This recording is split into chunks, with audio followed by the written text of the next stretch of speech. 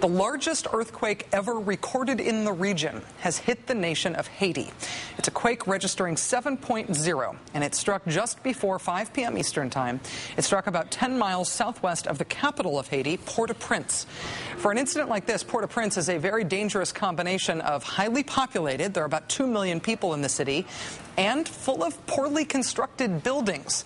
Although it has been difficult to get details so far, already we're hearing reports of collapsed buildings and casualties, including a hospital and perhaps even the presidential palace. One U.S. government official telling the New York Times that he or she saw a number of whole houses that had fallen into a ravine. Phone landlines are in many cases down. Since the quake hit, there have been at least 6 aftershocks, the worst reportedly measuring 5.5 and 5.9, which are themselves pretty big quakes in their own right. The U.S. military says the U.S. Southern Command is standing by, ready to offer humanitarian support. How much support will be needed is still unknown at this time.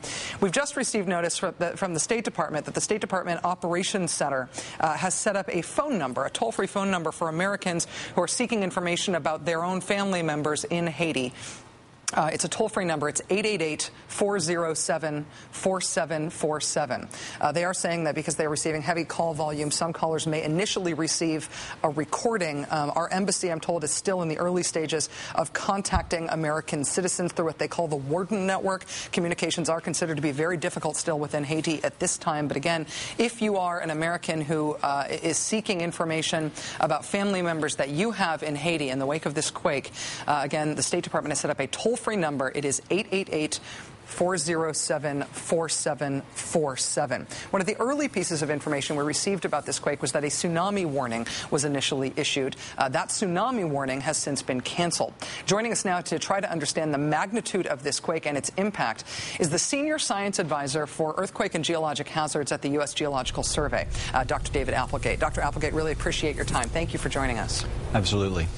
Do we have any idea at this hour of what sort of casualty numbers we're looking at? Any idea how many people have been killed or even injured by today's quake? Well, as is typical in these kinds of situations, as you said, communications are out, a lot of networks are down, so casualty estimates are coming in very slowly.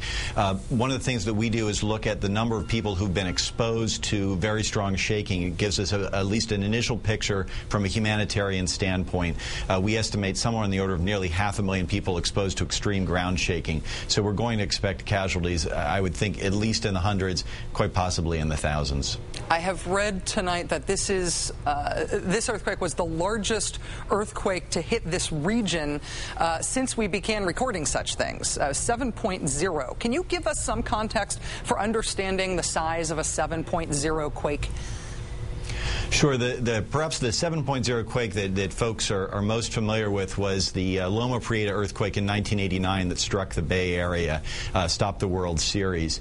To contrast, though, that earthquake struck well south of the Bay in an area that was relatively unpopulated. We saw all of the damage that occurred at some distance. Here's an earthquake, same magnitude, right underneath a very heavily populated area. Moreover, a population that is nowhere near as earthquake ready in terms of its construction as California.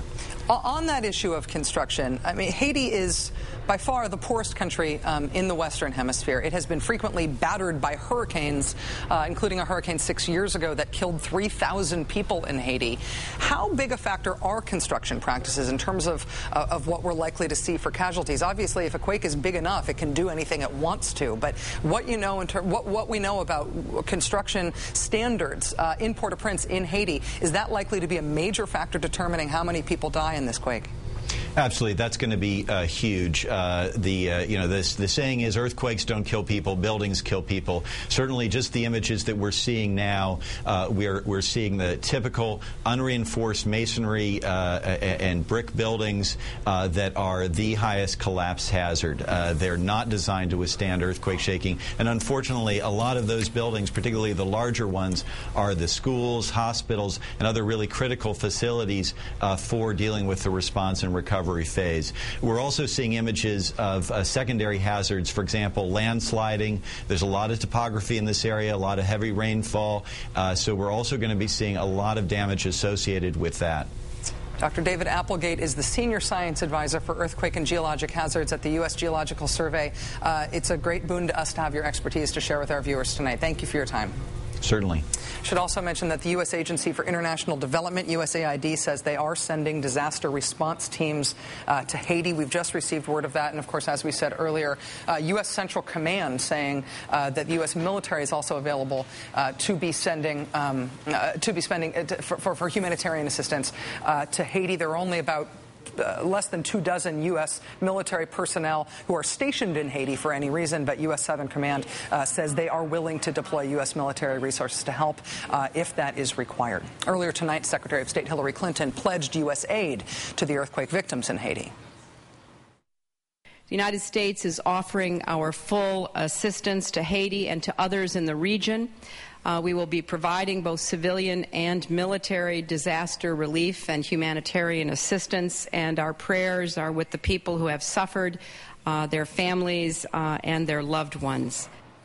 Secretary Clinton speaking today. President Obama also released a statement saying, quote, "My thoughts and prayers go out to those who have been affected by this earthquake. We are closely monitoring the situation, and we stand ready to assist the people of Haiti."